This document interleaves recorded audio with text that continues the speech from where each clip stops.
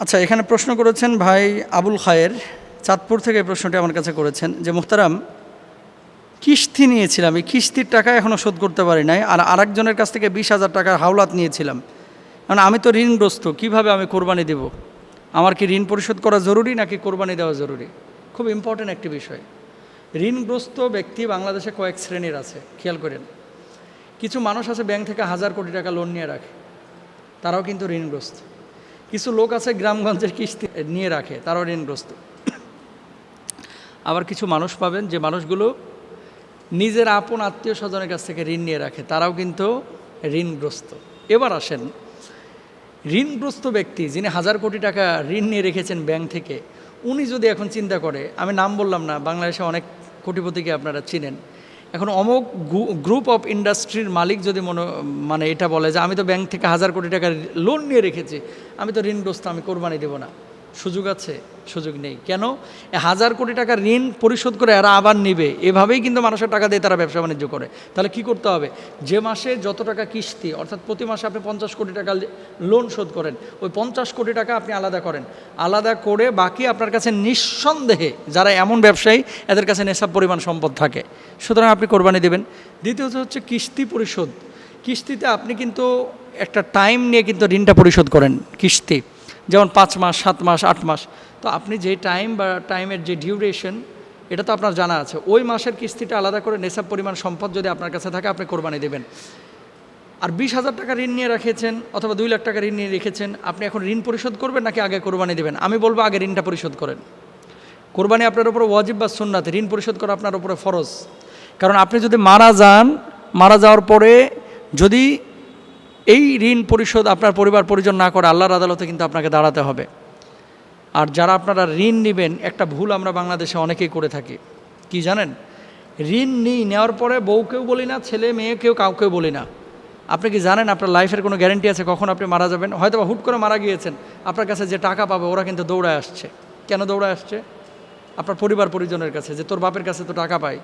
প্রমাণ কি? প্রমাণ নাই, টাকাও নাই, তো দায়ী থাকলেন কে? আপনি। প্রত্যেকটা মানুষকে আমি আল্লাহর দোহাই দিয়ে বলছি, প্লিজ আপনারা যারা ঋণ নেবেন বা লেনদেন করবেন, দোকান থেকে বাকি খাবেন, আপনারা একটু পরিবার পরিজনের কাউকে বললেন যে অমুক জায়গা থেকে আমরা লোন নিয়েছি বা ঋণ নিয়েছি বা ওই লোকটা আমার কাছে টাকা পায়। তাহলে ঋণগ্রস্ত ব্যক্তি, আপনারা ঋণ পরিশোধ আগে করবেন। যারা ক্ষুদ্র ঋণ আপনারা নিয়ে রেখেছেন, তারপরে কোরবানিটা দেবেন। আর এমনটা যদি হয়ে থাকে যে ও এটা মাঝে মাঝে নেই, মুদি দোকানে বাকি সব সময় থাকে, বা একজনের কাছ থেকে 5 লাখ টাকা আমরা সবসময় ঋণ নিয়ে নিয়েছি, সবসময় আমরা এমন নিই, শোধ করব, এরকম যদি হয়ে থাকে, আপনি কোরবানি দেন নেশাব পরিমাণ সম্পদ থাকলে। কারণ আপনি কন্টিনিউয়াস তো ঋণ পরিশোধ করছেন, আবার নিচ্ছেন, আবার শোধ করছেন, আবার নিচ্ছেন। এখন খেয়াল করবেন যে 10 তারিখ, 11 তারিখ, 12 তারিখে 3 দিন নেশাব পরিমাণ সম্পদ আপনার কাছে আছে কিনা। যদি থাকে আপনি কোরবানি করবেন, যদি না থাকে আপনি কোরবানি করবেন না। এরপরে আসেন, ঋণ পরিশোধ না করে কেউ যদি মারা যায়, তাহলে কিন্তু আল্লাহর আদালতে দাঁড়াইতে হবে। আল্লাহর আদালতে দাঁড়াইতে হবে। আল্লাহর আদালতে এই জন্য দাঁড়াইতে হবে কারণ এটা হকুল ইবাদ, বান্দার হক। আরেকজনের হক আপনি নষ্ট করলেন। রাসূল আকরাম সাল্লাল্লাহু আলাইহি ওয়াসাল্লাম বসে আছেন, এমন সময় আল্লাহর হাবিব সাল্লাল্লাহু আলাইহি ওয়াসাল্লামের কাছে একটি লাশ নিয়ে আসা হলো। আল্লাহর হাবিব সাল্লাল্লাহু আলাইহি ওয়াসাল্লাম বললেন, আমি তার জানাজার নামাজ পড়াবো না। কেন পড়াবেন না? আল্লাহর হাবিব বললেন, ওই ব্যক্তি ছিল ঋণগ্রস্ত, ঋণ পরিশোধ করে নাই, বিধায় আমি তার জানাজার নামাজ পড়াবো না।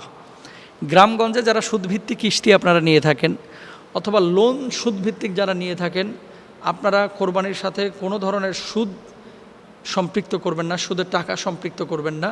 অবৈধ বা হারাম উপার্জনে উপার্জিত কোনো অর্থ সম্পৃক্ত করবেন না।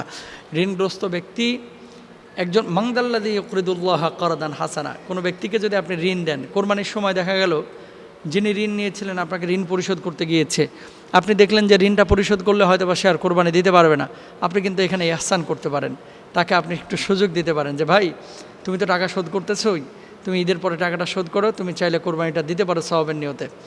যদি এরকম ইহসান দেখান, আল্লাহ তাআলা আপনার প্রতি ইহসান করবে। আর ঋণ পরিশোধ করতে পারছে না কোনো মানুষ যদি দেখেন যে ঋণ পরিশোধ করতে পারছে না, আপনি তাকে মাফ করে দেন, আল্লাহ তাআলা আপনাকে প্রতিদান দেবেন ইনশাআল্লাহ তাআলা। এবং কিয়ামতে এমন প্রতিদান দিবে আল্লাহ তাআলা, আপনি খুশি হয়ে যাবেন, আপনি আল্লাহর প্রতি খুশি হবেন এবং জান্নাতে আপনি চলে যাবেন ইনশাআল্লাহ তাআলা। কারণ বান্দাকে ঋণ দেওয়া মানে আল্লাহকে ঋণ দেওয়া। বান্দার প্রতি ইহসান করা মানে আল্লাহর প্রতি ইহসান করা। ঋণগ্রস্ত ব্যক্তির কোরবানির বিধিবিধান আপনারা আশা করছি পেয়েছেন ইনশাআল্লাহ। মুহতারাম, দিনাজপুর থেকে ঢাকা 13-14 ঘন্টা 15 ঘন্টা সফর করে একটা পশুকে কষ্ট দিয়ে ঢাকায় নিয়ে এসে বিক্রি করে কোরবানি করা বা কোরবানি দেওয়া, এটা কি ইসলাম অনুমোদন করে? 2 নম্বর বিষয় হচ্ছে, পশুরও তো একটা রূহ আছে, কিন্তু কেন তাকে এভাবে তিলে তিলে মারা হচ্ছে? একদিকে তাকে কোরবানি দেওয়া হচ্ছে, অন্যদিকে তাকে 24 ঘন্টা সফর করা এই জ্যামের মধ্যে, গরমের মধ্যে নিয়ে আসা হচ্ছে, তারপরও ঢাকাতে আসার পরে কাদামাটির মধ্যে তাকে শুইয়ে দেওয়া হচ্ছে। দ্বিতীয়ত আরেকটি প্রশ্ন উনি করেছেন যে কোরবানি না দিয়ে গরিব মানুষকে পুরো টাকাটা দিয়ে দিলে সওয়াব হবে কি না। দুটো বিষয়ে আমি উত্তর দেওয়ার চেষ্টা করব সংক্ষিপ্ত আকারে। প্রথমত হচ্ছে, যে ভাই বলেছেন যে পশুকে কষ্ট দেওয়া হয়, তার সাথে আমরা একমত।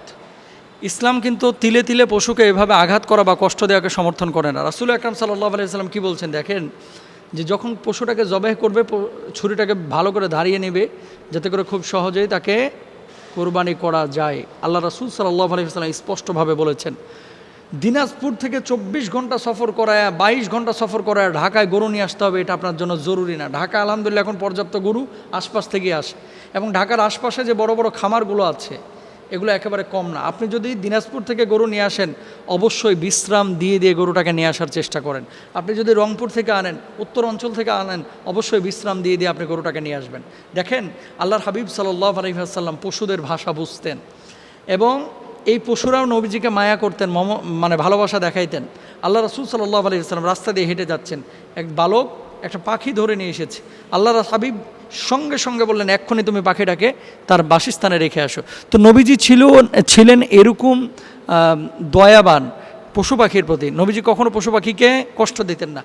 একজন নর্তকী মহিলা রাস্তার একটা কুকুরকে পানি পান করানোর কারণে জান্নাতে যাবে। আবার এমন কিছু মানুষ আছে যে মানুষগুলো মানে আপনার সামান্য একটা কুকুরকে হত্যার জন্য, বিড়াল হত্যার জন্য আল্লাহর জাহান্নামে যাবে। সুতরাং পশুকে কষ্ট দেওয়া এটা কিন্তু আপনার জন্য উচিত না। যেই পশুটা আল্লাহর জন্য নিজের গলাটা পেতে দিচ্ছে, সেই পশুটাকে আপনি এত কষ্ট কিভাবে দেন? আপনি বলবেন, হুজুর তাহলে কিসে প্রাইভেট কারে গরু নিয়ে আসবো এসি ছাড়া? এটা তো সম্ভব না। আমরা বলি যে গরু অবশ্যই নিয়ে আসবেন, কিন্তু সিস্টেমেটিক নিয়ে আসেন। আপনি জানেন, গত বছরের ঘটনা বলি, আমি জুমা পড়াইতে আসতেছি, এই যে আশুলিয়াতে দেখতে পেলাম 14টা ছাগল মরে পড়ে আছে। 14টা ছাগল, বড় বড় খাসি। আমি জিজ্ঞেস করলাম দুটো মানুষকে যে ছাগলগুলো এখানে মরে পড়ে রয়েছে কেন? হুজুর, রংপুর থেকে এই ছাগলগুলোকে, যেখানে ওই যে লকার নিচে যে যাত্রীরা ব্যাগ ট্যাগ রাখে, লাগেজ রাখে, এই লকারের ভিতরে যেখানে 8-10টা ছাগল আটে, তাও গরমে মরে যাওয়ার সম্ভাবনা থাকে, সেখানে 25টা ছাগল একসাথে ঢুকাইছে। রংপুর থেকে এই গরমের মধ্যে, এই জ্যামের মধ্যে, এই টেম্পারেচারে ছাগল কিভাবে টিকে? 14টা ছাগল মারা গেছে, ছাগলগুলো ফেলায় দিয়ে চলে গেছে রাস্তার ধারে। আচ্ছা, আপনি কি মনে করছেন আল্লাহ কি আপনাকে এমনি ছেড়ে দিবে? জীবন্ত একটা রূহকে আপনি যে তিলে তিলে মানে মেরেছেন, এটার জন্য অবশ্যই আল্লাহর আদালতে আপনাকে দাঁড়াইতে হবে। এই যে ব্যাপারীরা যারা এই কাজ করে, লকারগুলো যে বানানো হয়েছে কি ছাগল বহন করার জন্য, তাহলে এখানে ছাগল ঢুকাচ্ছেন কেন? আপনি দায়িত্বের অবহেলা করছেন। এবং ট্রাফিক বিভাগকে বলবো, পুলিশের ভাইদেরকে বলবো, প্রশাসনকে বলবো, অবশ্যই এরকম কোনো যদি অসংলগ্ন বিষয় দেখেন, আপনারা শক্ত হাতে মানে এটাকে হ্যান্ডেল করেন এবং এদেরকে জরিমানা করেন, এদেরকে জেলে নেন। কারণ রূহকে এভাবে কষ্ট দিয়ে তিলে তিলে মারা ইসলাম সমর্থন করে না। পশুগুলোকে আপনি ঢাকায় নিয়ে আসবেন, নিয়ে আসার পরে যে কাজটি আপনি করবেন, পশুগুলোকে ঢাকায় নিয়ে আসার পরে আপনারা পশুগুলোকে আঘাত করবেন না। এমন একটি বাসস্থানের বা এমন একটি জায়গার ব্যবস্থা করে দিবেন যেখানে কাদা নাই, যেখানে স্যাঁতস্যাঁতে কোনো পরিবেশ নেই। মেন কথা হচ্ছে, কোরবানির পশু এটা আল্লাহর জন্য, এবং আল্লাহর জন্য আমরা এই পশুটাকে নির্ধারণ করেছি, তাকে সেই রকম পরিবেশ আপনাকে দিতে হবে। এই পশুর সাথে কোনো ধরনের অমানবিক আচরণ করা যাবে না। এবং পশুর আরেকটি কাজ দেখেন, আপনারা খেয়াল করবেন, কোরবানির দিনে একসাথে কোরবানি আমরা দিই, একটা গরুর সামনে আরেকটা গরুকে আমরা ধুমায় জবাই করতেছি। তো যেই গরুটা দাঁড়ায় দাঁড়ায় এই পশুটাকে দেখতেছে, তারও তো একটা রূহ, সে কিন্তু বুঝে, দেখবেন চোখ দিয়ে পানি ঝরছে অথবা ছটপট ছটপট করছে। কেন রে ভাই? আপনার সামনে আরেকটা মানুষকে কেউ যদি জবাই করে, আপনার কেমন লাগবে? এরপরে আপনার পালা, মানবিক অবস্থাটা আপনার কি হবে? একটু আড়ালে নিয়ে যান না। আপনার সামান্য একটু সময়ের কারণে একটা পশুকে এতটা কষ্ট দিয়েন না। হ্যাঁ, আড়াল থেকে আপনি নিয়ে এসে এবার আল্লাহর জন্য পশুটাকে শুয়ে তারপরে আপনারা জবাই করেন ধারালো ছুরি দিয়ে। এগুলো আমাদের খেয়াল রাখতে হবে। এক পশুর সাথে আরেক পশুকে আমরা কোরবানি দিব না ইনশাআল্লাহ তাআলা। এবার আসেন আরেক যে প্রশ্নটি, দ্বিতীয় প্রশ্ন, যে গরিব মিসকিনকে টাকা দিয়ে দিব কিনা হুজুর। গরিব মিসকিনকে, এই যে বন্যা আসতেছে সামনে, কিছু লোক বলবে যে বন্যা দুর্গত এলাকায় এই কোরবানি এবার না দিয়ে পুরো টাকাটা দান করে দিই। না, গরিব মানুষকে আপনি সাধারণ দান করতে পারেন, কিন্তু কোরবানির টাকা পুরোটা গরিব মানুষকে দেওয়া এটা আপনার জন্য জায়েজ নাই। অনেকে আছে হজ্জে না যেয়ে পুরো টাকাটা গরিব মিসকিনকে দিতে বলেন, এটা আপনার জন্য জায়েজ নাই। একবার হজ আপনার জন্য ফরজ, দ্বিতীয়বার হজ্জে যাওয়ার চাইতে গরিব মিসকিন যদি থাকে তাদেরকে টাকা দেন, সেক্ষেত্রে আপনি দিলে আপনি সওয়াব পাবেন। কিন্তু আপনার উপরে যেটা আবশ্যক এটা বাস্তবায়ন না করে আপনি গরিব মিসকিনকে টাকা দিয়ে দিবেন পুরোটা, এটা ইসলাম আপনাকে অনুমোদন করে নাই। মেন কথা কি জানেন, যে সমস্ত মানুষগুলো এই সমস্ত কথা বলে যে কোরবানি না দিয়ে পুরো টাকা গরিবকে দিয়ে দাও, মিসকিনকে দিয়ে দাও, ফকিরকে দিয়ে দাও, এগুলো জুমার নামাজের পরে মসজিদে 2 টাকা দান করে, এগুলো ঠিকমতো দান করে না, এগুলো ফকির মিসকিনকে টাকা দেয় না। এগুলো শুধুমাত্র কোরবানি আর হজ আসলে এদের দানের স্পিড মানে দেখায় যে খুব আমরা দান করি, আমরা দানশীল, এগুলো মসজিদেও ঠিকমতো আসে না, এরকম কিছু লোক আছে। সুতরাং ইসলাম যেভাবে বিধান দিয়েছে সেভাবে বিধান বাস্তবায়ন করেন। আল্লাহ তৌফিক দান করুন।